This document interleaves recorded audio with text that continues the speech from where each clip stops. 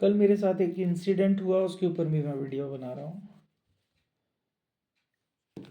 एक आईडी थी, फॉरेनर थी लड़की, और लंदन से थी। उनसे हमारी काफ़ी दिन से बात चल रही थी। बातचीत चलते चलते, कन्वर्सेशन चलते चलते नंबर्स एक्सचेंज हुए। नंबर आए एफबी से व्हाट्सएप पे। व्हाट्सएप पे आने के बाद जितने दिन भी हमारी चर्चा चली है, तो उन्होंने मुझे बोला कि मेरा इंडिया आना हो रहा है। तो मैंने कहा मोस्ट वेलकम, आइए, अतिथि देवो भव वाला देश है अपना। मैंने कहा घर आइए, आराम से रुकिए, इंडिया घूमिए। तो मुझे लगा मजाक कर रही हैं। मजाक तो सीरियस था। सीरियस ऐसा था, उन्होंने मुझे बाकायदा फ़्लाइट टिकट सेंड किया कि मैं आ रही हूँ। मैंने उन्हें खुशी से बोला स्वागत है आपका, बिल्कुल आइए। अब उस फ़्लाइट टिकट को हमने वेरीफाई किया। स्टेटस जैसे ट्रेन का रूट देखते हैं वैसे ही फ़्लाइट का देख सकते हैं, उस चीज़ पे हमने चेक किया तो जेन्युइन था। फ़्लाइट तो थी, नाम से हम किसी को सर्च कर नहीं सकते थे। तो यहाँ तक सब सही था, टाइमिंग सब सही थी, आने जाने की चीज़ें सही थी। अब मैं कह रहा हूँ ना आपको बार बार, 99% ट्रस्ट करो। ट्रस्ट कहाँ नहीं करना और कहाँ से आपको सतर्क होना है, वो चीज़ आप मुझसे सीखो। उसके बाद मैंने उनका वेट किया फ़्लाइट आने के टाइम तक। मैंने घर पे स्टे किया अपना काम बंद करके कि मुझे उनको लेने जाना पड़ेगा, इतना समय और लगेगा। फ़्लाइट आई, फ़्लाइट आती है बॉम्बे। बॉम्बे आने के बाद एक कस्टम अधिकारी का मेरे पास फ़ोन आता है। तो ऐसा उनकी तरफ से फ़ोन आया कि मैं एयरपोर्ट अथॉरिटी से बोल रही हूँ, आपकी गेस्ट आई हुई हैं, इनको यहाँ से कहाँ भेजना है। तो मैंने कहा उनको भोपाल आना है, उनका भोपाल का टिकट बनवा दीजिए आप। तो बोले नहीं, इनका क्या है, क्रेडिट कार्ड या कार्ड नहीं चल रहा है, इनको कोविड का टेस्ट होना है इनका, साथ ही साथ इनका लगेज ज़्यादा है, 20 किलो अलाउ होता है फ़्लाइट में, 50 kg ये ली हुई हैं और अदर चार्जेस भी हैं, जीएसटी भी है। तो मैंने कहा अच्छा मैडम कितना है, तो बोले 35,999 या 500 कुछ ऐसा, 35,500 या 35,999, इसमें से एक अमाउंट मुझे पता है, और रिकॉर्डिंग में होगा मेरे पास, सब कुछ मिल जाएगा, सेव भी होगा, चैट में भी सेव होगा हमारी जो चर्चा चल रही है। तो मैंने कहा ठीक है, कोई बात नहीं, आप मुझे थोड़ा टाइम दीजिए, मैं अरेंज करता हूँ कि क्या अरेंजमेंट हो सकता है। मैंने एक कॉल लगाई मेरे फ्रेंड को। उनके जो बड़े भैया थे वो मुंबई के अंदर उसी एयरपोर्ट में कस्टम्स में रहे हैं। तो मैंने उनको फ़ोन लगाया, उनसे इस विषय पे मैंने चर्चा करी और मैंने कहा ऐसा-ऐसा है, मुझे समझ में नहीं आ रहा है कि इसको कैसे ट्रैक करूँ मैं। क्योंकि मैंने उस अधिकारी से बोला आप अपना आईडी भेजो मुझे, कि आप कहाँ पे हो, कौन से टर्मिनल पे ये बैठी हुई हैं, कहाँ हैं, क्या इनका अभी स्टेटस है। दूसरा, आप जो चार्जेस मुझसे ले रहे हो उसका इनवॉइस मुझे बताओ कि किस चीज़ का कितना फेयर लग रहा है। जब सामने वाले ने लंदन से टिकट किया, यहाँ तक का टिकट किया और अपार्चर डिपार्चर सब हो गया है सामने वाले का, तो यहाँ आने के बाद ऐसे कौन से चार्जेस हैं जिसमें इतना पैसा लग रहा है। सेकेंडरी, मैंने उसको चेक किया कि बॉम्बे से भोपाल का जो फ़्लाइट टिकट है करंट डे का कितना है, तो उसमें 7,000 रुपीज़ आ रहा था।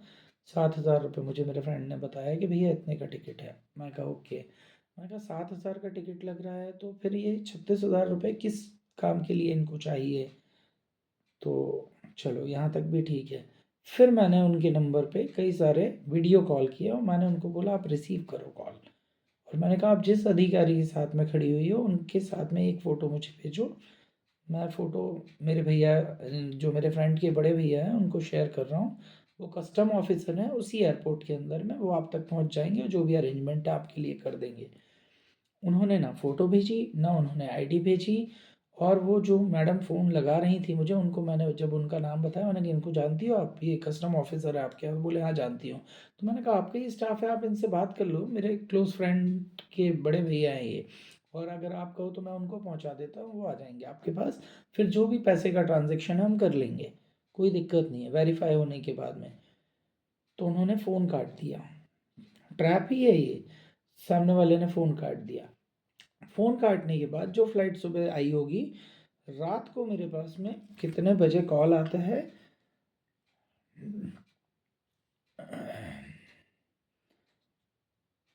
रात को मेरे पास में कॉल आता है और वही जो मैडम सवेरे 36,000 रुपये मांग रही थी उनकी वॉइस थी।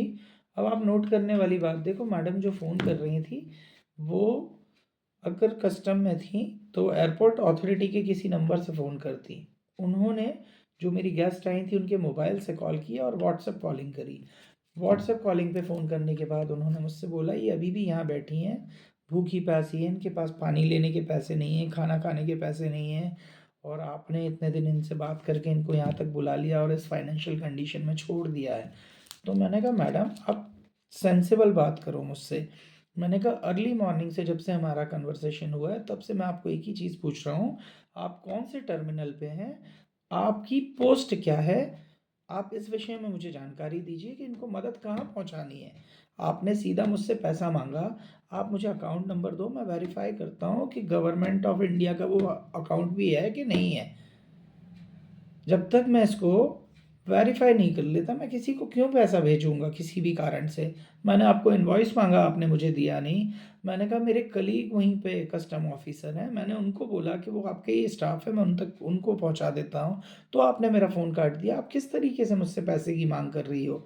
और मैंने कहा सामने वाला मेरा फ्रेंड है, ये दावा कर रहा है, मेरे लिए बैठा है या परेशान हो रहा है, तो मैं उसको बोलता रहा हूँ वीडियो कॉल रिसीव करे। मैंने कहा वो स्वयं वीडियो कॉल रिसीव नहीं कर रही है और आप उनके फ़ोन से मुझे फ़ोन लगा रही हो।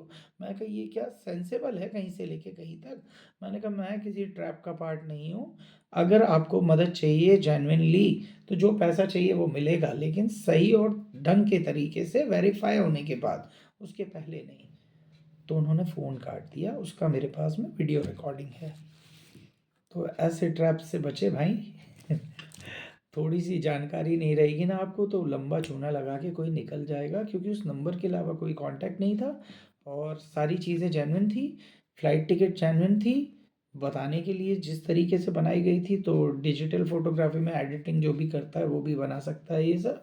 उसके बाद बोले मैं एयरपोर्ट आ गई हूँ, उसका वीडियो था मेरे पास। एयरपोर्ट से एक पासपोर्ट हाथ में लिए हुए वीडियो था कि देखो मैं लाइन में लगी हुई हूँ। उसके बाद वीडियो था फ़्लाइट में बैठने का वीडियो था कि मैं फ़्लाइट में बैठ चुकी हूँ, मैं इंडिया पहुँच चुकी हूँ। तो इतना ज़्यादा इसको ना क्रिएट किया गया है ओरिजिनली कि आप कंफ्यूज हो जाओगे कि आपके साथ में क्या हुआ है। तो शार्प माइंडेड बने और किसी को भी अपनी मेहनत की कमाई की चवन्नी भी मत ले जाने दो। 99% भरोसा करो अगर अच्छे हो कि अच्छे लोग होते हैं, लेकिन फाइनेंशियल स्टेटस आते ही 1% पे सतर्क होने की सख्त आवश्यकता है। यहाँ तक आके नहीं फंसना।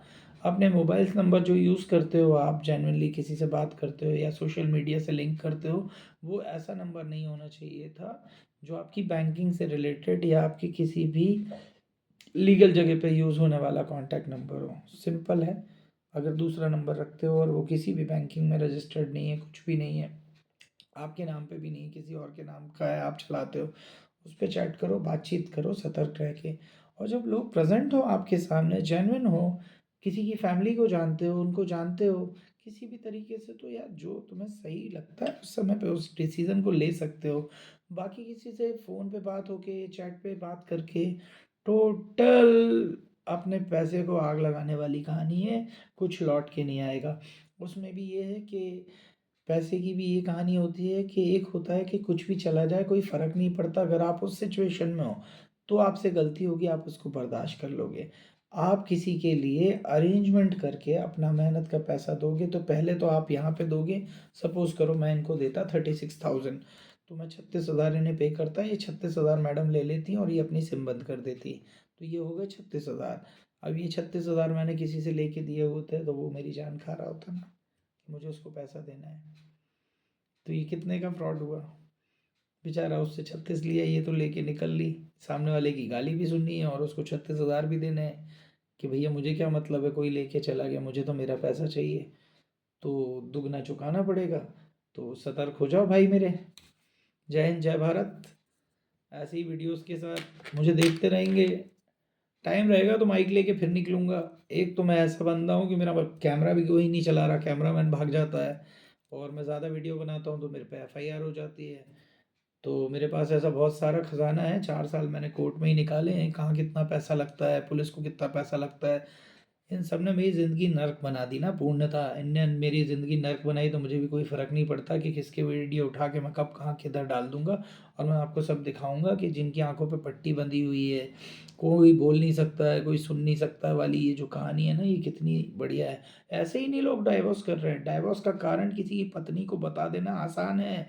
जो अतुल सुभाष वाला जो केस है, अतुल सुभाष या, हाँ मैं नाम तो नहीं भूल गया हूँ, उनका जो केस है उसमें जो पत्नी को बना के दिखाया जा रहा है, उसका जिम्मेदार ये समाज भी है पूरा। ज़रूरत के वक्त बंदों को अकेला छोड़ देना वाला जो लोग आपके कलीग होते हैं। उसके बाद ये पूरा जुडिशल सिस्टम है क्रिमिनल, जिसने उसको आत्महत्या करने के लिए मजबूर किया है, क्योंकि जब वो बोल रहा था उसको कोई सुन नहीं रहा था। वो जज है, आप और हम ही तो हैं।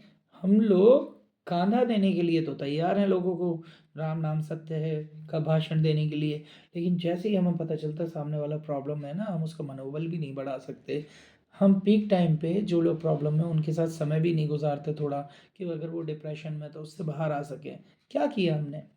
कुछ भी नहीं। एक ख़त्म हो गया, फिर वो आज मैंने दूसरा केस देखा, बेकरी ऑनर वाला, पुणे का केस है। अरे भाई क्यों आत्महत्या कर रहे हो यार भाई? फ़ोन लगाओ, बात करो मेरे से, नहीं तो मेरी 2-3 समस्या है उसको सॉल्व करवाओ। मैं देखता हूँ तुमको कौन परेशान कर रहा है। सामने वाला परेशान होगा, तुम्हें सुसाइड करने की ज़रूरत नहीं है, सारे रास्ते बता दूँगा। यहाँ पे समस्या ये है, जिसको आता है और वो बोल रहा है कि मुझे आता है, ज़रा मेरे को सुनो, मैं इन्हीं सब में से निकला हुआ हूँ, तो कोई सुनने तैयार नहीं है। एक और मैंने गाड़ी के ऊपर मेरा थॉट लिख के लगाया है, मेरी गाड़ी के ऊपर पेस्ट है, मैंने सब चीज़ें जेन्युइन लिखी हुई है। तो मैं बैठा हूँ पीछे और दुकान पे देख रहा हूँ, 2 लोग मेरे थॉट को पढ़ रहे हैं, पढ़ने के बाद कहते हैं पब्लिसिटी स्टंट है, ऐसे ही लगा रखा है। जेन्युइन लोग हो यार तुम लोग, एक नंबर के। तुम लोगों ने कभी 2 कौड़ी के काम ना किए हों, कभी किसी को बचाने की कोशिश ना करी हो, और जो मर रहे हैं उनके ऊपर दुःख जता रहे हो, 36 जगह बैठ के बात कर रहे हो, गलत हो रहा है। लेकिन जेन्युइनली जो बंदा कोशिश कर रहा है वो पब्लिसिटी स्टंट है। गज़ब ही हो। तुम्हें तो अगर मैं बोल रहा हूँ खाई है तुम्हारे पीछे, तो तुम मुझे ही गाली दोगे। तो तुम जैसे लोग खाई में ही गिर जाएँ वो अच्छा है। तो जिसको बचाना चाहते हो, या जो समस्या में है, जो डिप्रेशन में है, और डाइवोर्स के केसेस और एलिमनी के केसेस, भरण पोषण के केसेस, इसके अलावा भी जो भी केसेस हैं सारे चल रहे हैं, तुम मुझसे कांटेक्ट करो। तुम मुझसे मिलने की बहुत ज़रूरत है। तुम सबको मेरी कहानी जानने की बहुत ज़रूरत है। ऐसा क्या-क्या हुआ होगा मेरे साथ, मैंने क्या-क्या किया है, वो जानने की बहुत ज़रूरत है तुम्हें। तुम उसको जानो, इसलिए नहीं कि मेरा कुछ भला हो जाएगा। तुम उसको इसलिए जानो कि अगर तुम मेरी कंडीशंस को जानते, कंडीशंस के बाद मैंने क्या किया उस चीज़ को जानते, तुम कभी डाइवोर्स वो सॉरी सुसाइड नहीं करोगे भाई। तुम सिर्फ़ वही करना जो मैं करके आया हूँ। तुम्हारा डाइवोर्स हो चुका होगा। जय हिंद, जय भारत। किसी को तो फ़ायदा हो, फ़ायदा नहीं लेना चाहते हो।